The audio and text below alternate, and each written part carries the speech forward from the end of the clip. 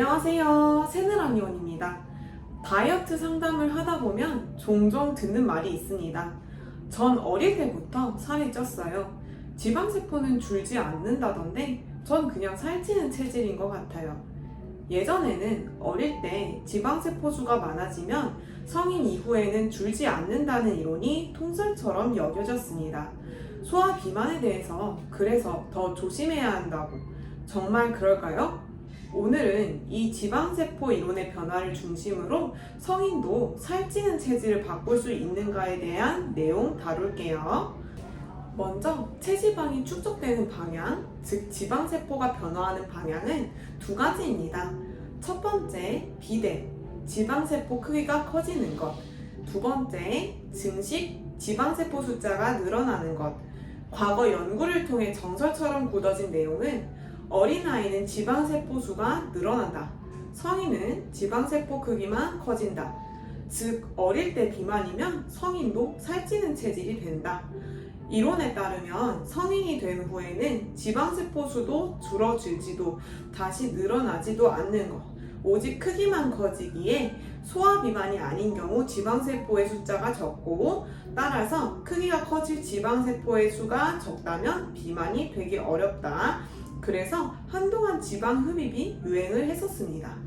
지방 흡입이 아니고서는 지방세포의 수를 줄일 수 없으니 살찌는 체질을 해결하는 유일한 해결법이며 성인이 된 이후에 지방 흡입으로 지방세포를 제거하면 다시 지방세포가 늘어나지 않기 때문에 지방 흡입을 한 부위는 쉽게 살찌지 않는다는 것이었습니다.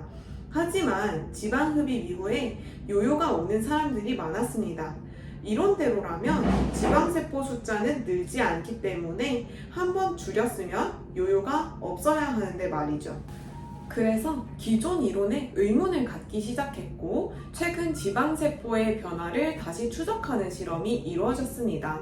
성인도 일정한 조건에서 지방세포 수가 증가할 수 있음, 한 사람 안의 몸에서도 부위별로 상체, 하체 및 내장지방, 피하지방 등의 반응도가 다르다는 것을 알았습니다.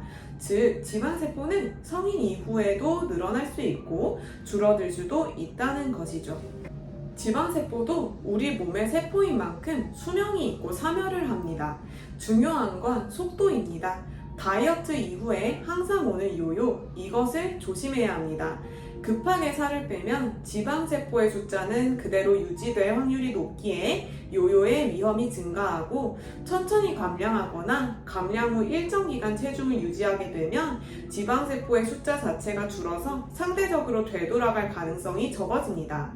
그래서 체중보다 더 중요한 건 세포 단위에서 변화가 일어나고 있는가입니다. 지금 체지방이 줄었지만 감량기 및 유지기를 충분하게 가지지 않는 경우에는 크기의 변화만 일어난 상태에서 다시 원래 생활로 돌아가면 체중이 원래보다도 더 증가할 수 있습니다. 급격한 극단적인 다이어트를 지양해야 하는 이유 중 하나가 이것입니다. 성장기에는 지방세포뿐만 아니라 모든 세포가 증식하기 좋은 환경인 것이 맞기에 소화비만이었던 사람이 성인이 되어서 비만이 더 쉽게 되는 것이 맞습니다. 하지만 성인이 되어서 지방세포 숫자 자체가 불변이니 가진 지방세포의 비대를 막는 방향으로 평생 유지하며 적게 먹어야 한다는 사실은 잘못되었다는 것입니다. 성인도 지방세포 수를 줄일 수 있다는 건 곧 살찌는 체질을 바꿀 수 있다는 뜻입니다.